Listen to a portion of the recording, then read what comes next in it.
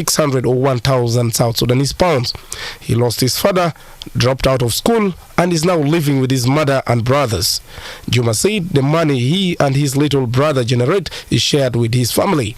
He told iRadio iRadio also met 10-year-old Ladu James. He has never been to school because he said his mom doesn't have a job. Ladu stated that his mother depends on him to make enough money to feed their family.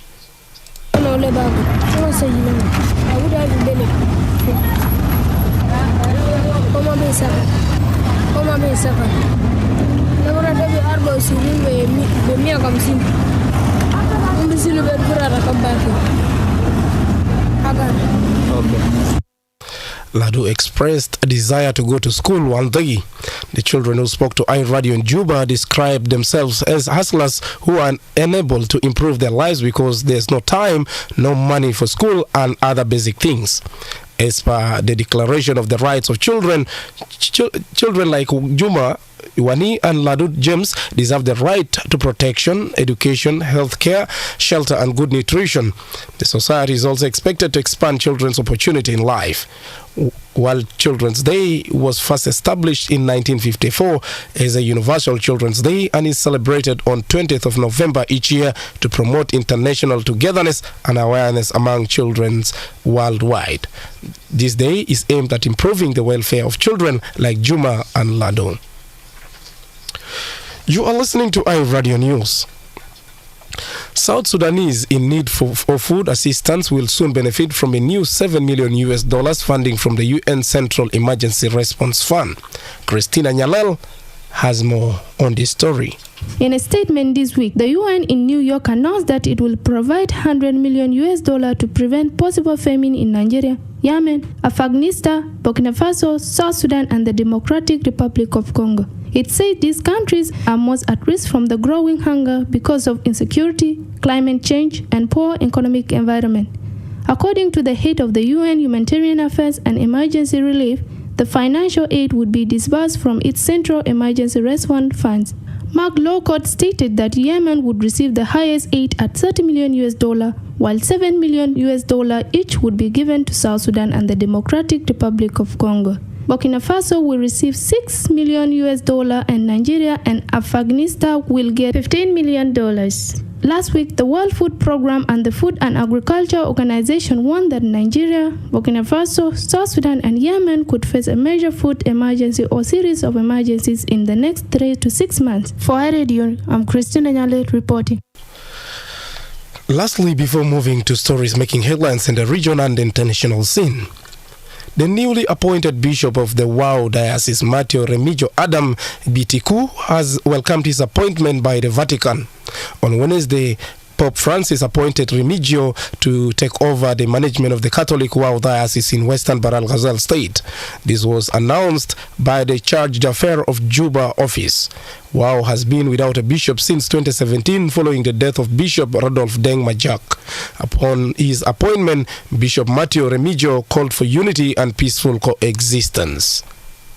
There is no activities that indicate that or the preparation for graduation of necessary unified forces soon. So we hope actually if the mechanism...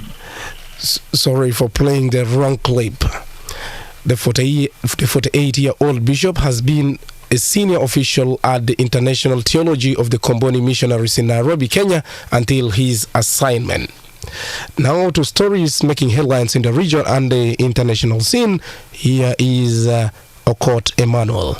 Hello, Lugala. Let's have a look at a round of stories making headlines across the globe.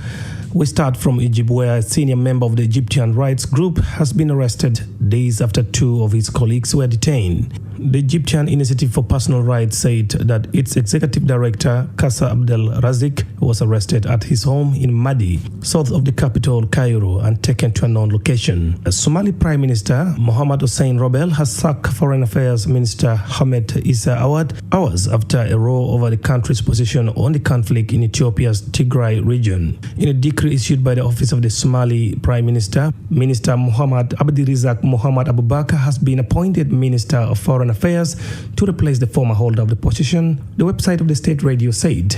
The sacked minister was named as an ambassador, the report added, but he tweeted that he was not currently ready for any position as an ambassador or any other.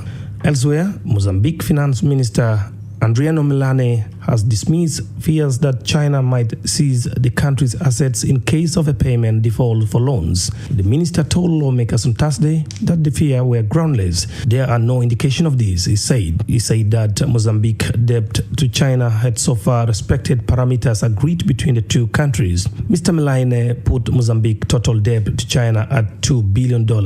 Finally, U.S. President-elect Joe Biden victory in Georgia has been confirmed by a recount as legal efforts by Donald Trump's allies to challenge his defeat were dismissed in 3 states. The Democrats beat his Republican rival in Georgia by 12,284 votes, according to the audits required by the state law.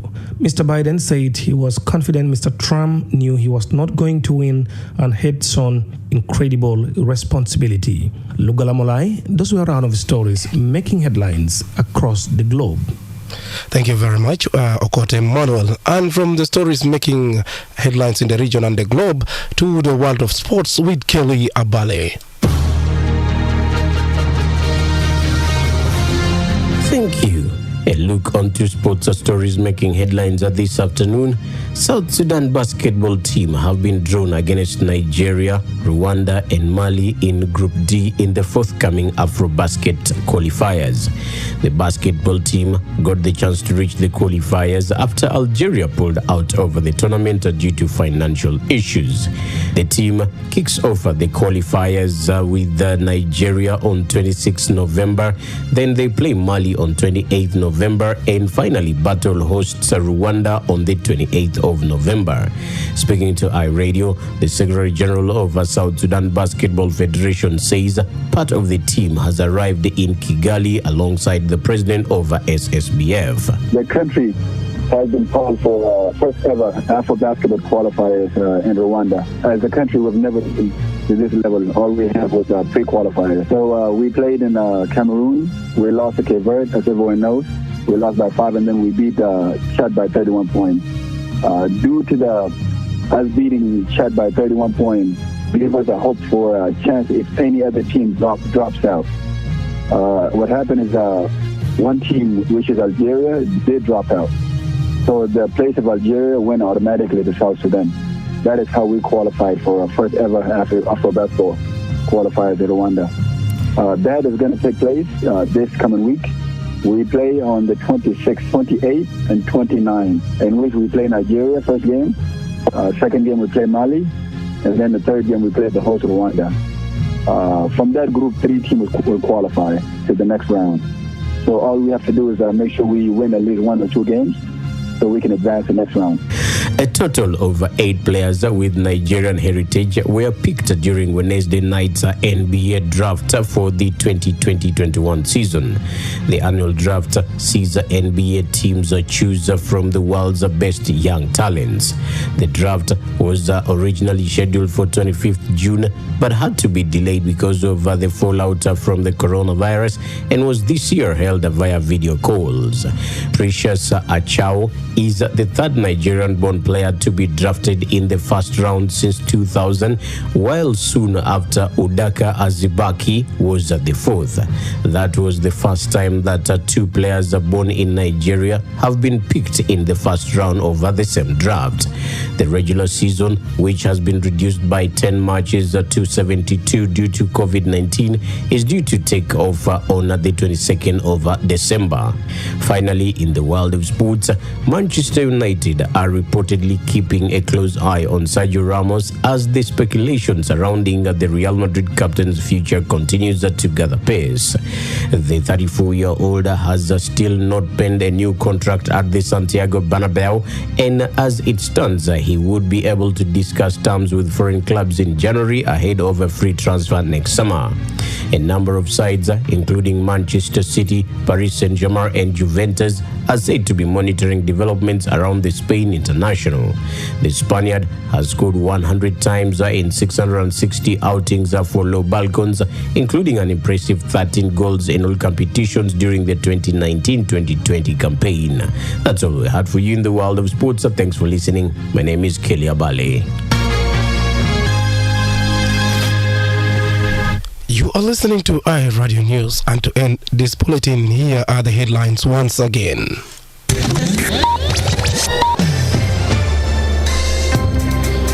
South Sudan has paid close to $200,000 as blood compensation to the Sudanese Masria tribesmen. A member of the ceasefire monitoring body has raised concerns over the lack of progress in the implementation of the security arrangement. And some children from poor families have resorted to selling empty plastic bottles to survive as the world marks Children's Day. That is the end of iRadio Afternoon News. You can also get these stories and updates by subscribing to iRadio News Alerts on your MTN South Sudan number. Call 700 or dial *700# and follow the instructions. If there's a story or an event you'd like iRadio to cover or report about, please send us a text message on +211 912 986 986. It's also our WhatsApp number.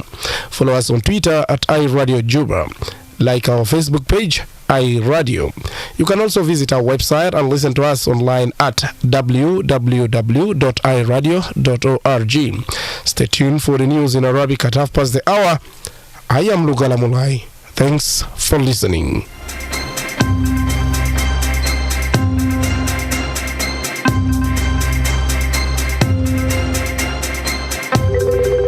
اي راديو عينك على جنوب السودان عينك على جنوب السودان عينك على جنوب السودان